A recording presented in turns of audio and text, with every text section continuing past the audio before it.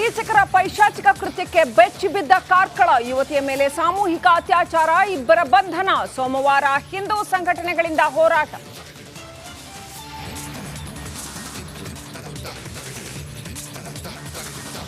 ಜನರಿಗೆ ಕಾದಿದೆ ಮತ್ತೊಂದು ದರ ಏರಿಕೆ ಶಾಕ್. ಕೆಎಸ್ಆರ್ಟಿಸಿ ಬಸ್ ಪ್ರಯಾಣ ಫಿಕ್ಸ್.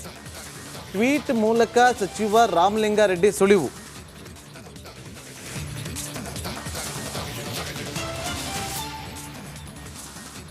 ಗಾಢ ನಿದ್ರೆಯಲ್ಲಿದ್ದ ಪೊರ್ಕಿಗೆ ಶಾಕ್ ನೀಡಿದ ಸಿಸಿಬಿ. ಸೆಂಟ್ರಲ್ ಜೈಲ್ ಮೇಲೆ ದಿಢೀರ್ ದಾಳಿ.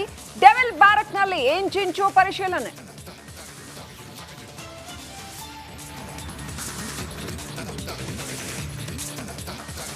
ರಿಪಬ್ಲಿಕ್ನಲ್ಲಿ ಮೂಡ ಹಗರಣದ ಬಿಗ್ ಎಕ್ಸ್ಕ್ಲೂಸಿವ್ 4ನೇ ದಿನವೂ ಮೆಗಾ ಕವರೇಜ್.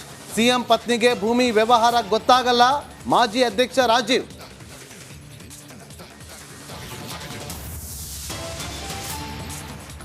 ಹೊಳೆನರಸೀಪುರದಲ್ಲಿ ಅತ್ಯಾಚಾರ ಪ್ರಕರಣ. ರೇವಣ್ಣ ಪ್ರಜ್ವಲ್ ವಿರುದ್ಧ ಎಸ್ಐಟಿ ಚಾರ್ಜ್ ಶೀಟ್ ಸಲ್ಲಿಕೆ. ರಿಪಬ್ಲಿಕ್ ಕನ್ನಡದಲ್ಲಿ ಚಾರ್ಜ್ ಶೀಟ್ ವಿವರ.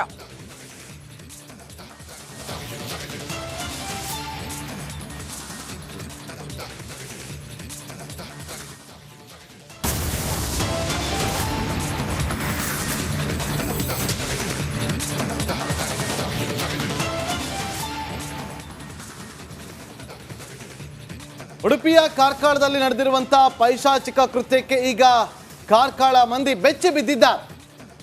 ಯುವತಿಯನ್ನ ಕಿಡ್ನಾಪ್ ಮಾಡಿ ಬಳಿಕ ಅತ್ಯಾಚಾರ ಮಾಡಲಾಗಿದೆ ಅಂತ ಹೇಳಿ ಹಿಂದೂ ಕಾರ್ಯಕರ್ತರು ಗಂಭೀರವಾದಂಥ ಆರೋಪವನ್ನ ಮಾಡಿ ಪೊಲೀಸ್ ಠಾಣೆಗೆ ದೂರನ್ನ ಕೊಟ್ಟಿದ್ದಾರೆ. ಪೈಶಾಚಿಕ ಕೃತ್ಯಕ್ಕೆ ಕಾರ್ಕಳದ ಜನ ಬೆಚ್ಚಿ ಬಿದ್ದಿದ್ದಾರೆ. ಮಾದಕ ವಸ್ತುವನ್ನ ಕೊಟ್ಟು ಯುವತಿಯನ್ನ ಕಿಡ್ನಾಪ್ ಮಾಡಿ ಆ ಬಳಿಕ ಅತ್ಯಾಚಾರವೆಸಗಿದ್ದಾರೆ ಅಂತೇಳಿ ಆರೋಪ ಕೇಳಿ ಬಂದಿದೆ. ನಿರ್ಜನ ಪ್ರದೇಶಕ್ಕೆ ಕರೆದುಕೊಂಡು ಹೋಗಿ ಅಲ್ಲಿ ಸಾಮೂಹಿಕ ಅತ್ಯಾಚಾರ ಮಾಡಲಾಗಿದೆ ಅಂತೇಳಿ ಹಿಂದೂ ಕಾರ್ಯಕರ್ತರು ಗಂಭೀರವಾದಂಥ ಆರೋಪವನ್ನ ಮಾಡಿದ್ದಾರೆ. ಅನ್ಯ ಕೋಮಿನ ಯುವಕನೊಬ್ಬ ನಿನ್ನೆ ಯುವತಿಯನ್ನ ಬೆಳಗ್ಗೆ 10 ಗಂಟೆಗೆ ಕಾರ್ನಲ್ಲಿ ಪಿಕ್ ಮಾಡಿದ್ದ. ಆ ಬಳಿಕ ಸಂಜೆ ವಾಪಸ್ ಕರೆದುಕೊಂಡು ಬಂದಿದ್ದ. ಸೊ ತಾನು ಮದ್ಯ ಕುಡಿದು ಬಳಿಕ ಅತ್ಯಾಚಾರ ನಡೆಸಿರುವಂಥ ಅಲ್ತಾಫ್ ಅಂತ ಹೇಳಲಾಗ್ತಾ ಇದೆ. ಇಬ್ಬರು ಆರೋಪಿಗಳನ್ನ ಬಂಧನ ಮಾಡಲಾಗಿದೆ. ಮತ್ತೊಬ್ಬ ಆರೋಪಿಗಾಗಿ ಶೋಧ ಕಾರ್ಯಾಚರಣೆಯನ್ನ ಮಾಡಲಾಗ್ತಾ ಇದೆ.